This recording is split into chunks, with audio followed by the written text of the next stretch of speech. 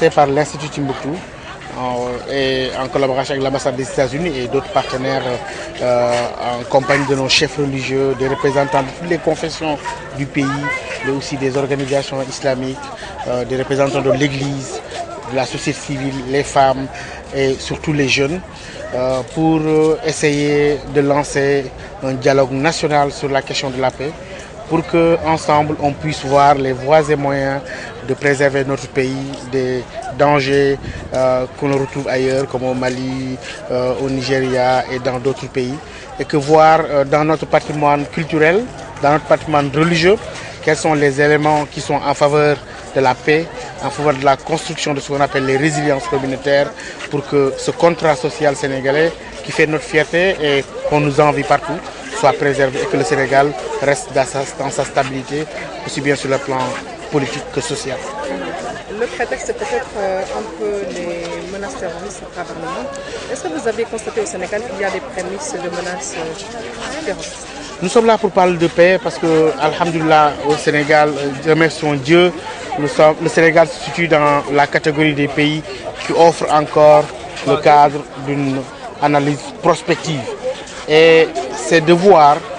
justement, pour ne pas en arriver là, comment ensemble construire les résiliences communautaires,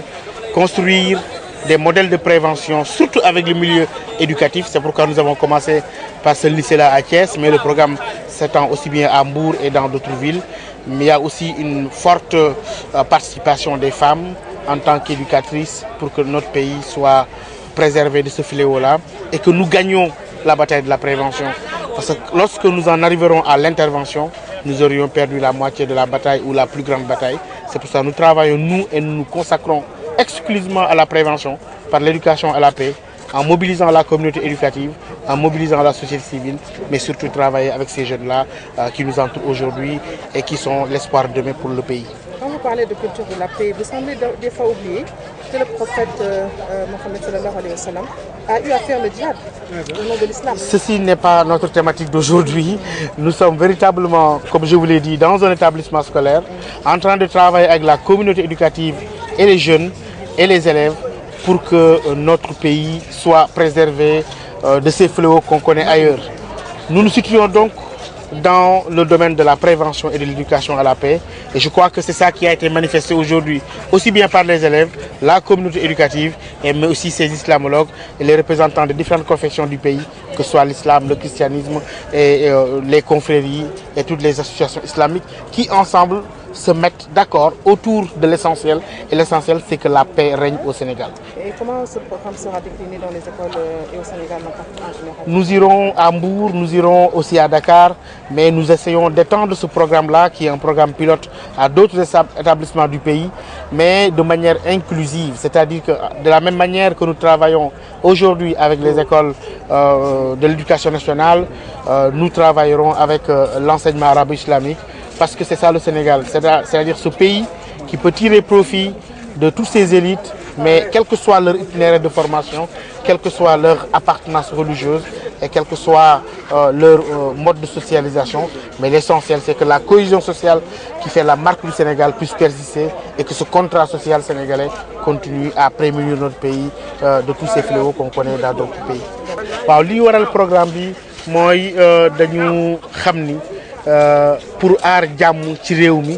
pour aar ko ci askanu Sénégal, il faut ñu jaare ko par l'éducation. Ñu nekk dans le champ de la prévention. Prévention mooy li war a raxandiku bala ngaa lakkle. Boo gisee li xew ci yeneen réew yi ñu wër nga xam ni musiba yu nekk ma ngi fay tàkk te Sénégal boobu ba léegi yàlla ci mbaaxam ak barke mag ñi fi ne ak jàmm ji nga xam moom lañ fi suuxat ñu ngi ciy aarandi ñu fexe ba loolu mën a sax. Fañ koy commencé nag mooy mu dugg ci l'école yi. Tey ñu ngi commencé fii ci lycée yi Thiès nañ dem Mbour nañ dem yeneen collège yi li ci intéressant mooy rek